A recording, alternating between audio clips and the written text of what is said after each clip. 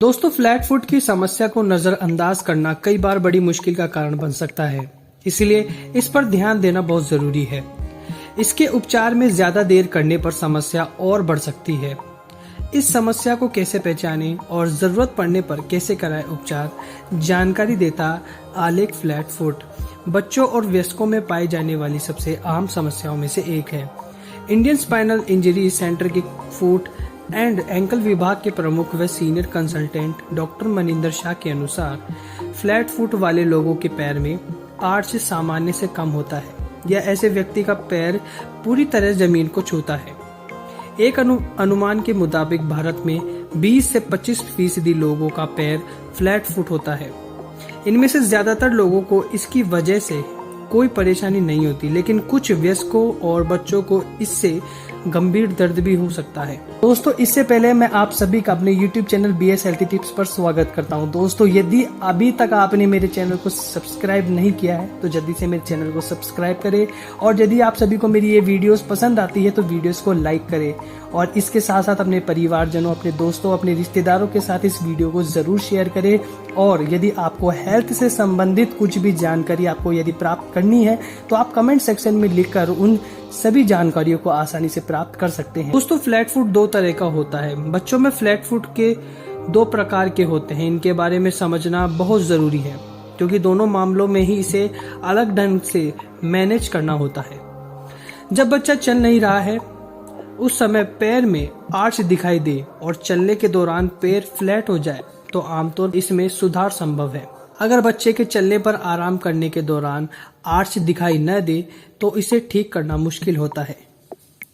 यह जानना जरूरी है कि 2 से 3 साल की उम्र के सारे बच्चे फ्लैट फुट वाले ही होते हैं, क्योंकि इसी उम्र में पैरों में आर्च बनना शुरू होता है।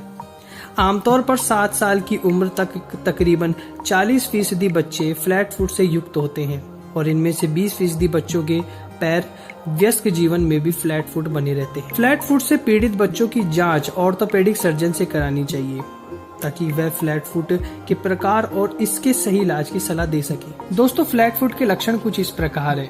इसमें पैरों में थकान महसूस होती है। ऐसे बच्चे अपने साथियों की तरह नहीं चल पाते। इनके लिए दौड़ने कूदने जैसी गतिविधियों में दिक्कत आती है। इसके अलावा पैर में दर्द होता है। शुरुआत में पैर से दर्द शुरू होता है और फिर घुटनों, पीठ के निचले हिस्से और कूल्हे तक दर्द पहुंच सकता है। इस कारण शरीर के वजन का वितरण असमान हो जाता है, जो बड़ी समस्या का कारण बन सकता है। फ्लैट फुट के कुछ कारण जो कि आनुवांशिक कारक है, इनमें से सबसे ज्यादा प्रमुख होता है। अगर आपके माता पिता या परिवार में यह समस्या है तो आप बच्चे में फ्लैट फुट की आशंका बढ़ जाती है। न्यूरोलॉजिकल या मस्कुलर रोग यानी मांसपेशियों या तंत्रिकाओं से जुड़े रोग जैसे सेरेब्रल पाल्सी या मस्कुलर डिस्ट्रोफी आदि इसके अंदर शामिल है। दोस्तों, फ्लैट फुट को इलाज से ठीक किया जा सकता है।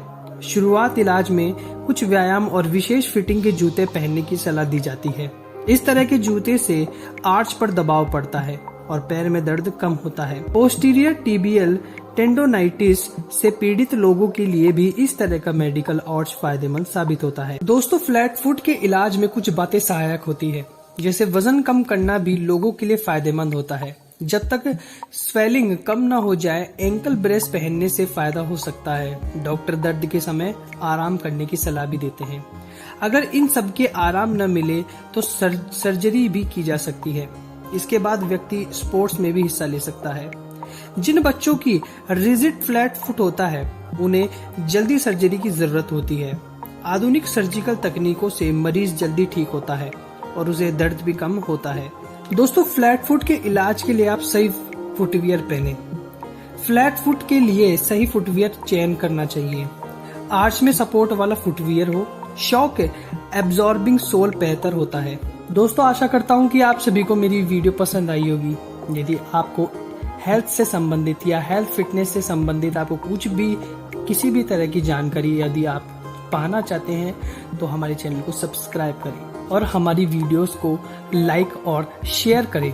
इससे संबंधित आपके कोई भी प्रश्न हो तो आप कमेंट सेक्शन में लिखकर उन प्रश्नों को पूछ सकते हैं।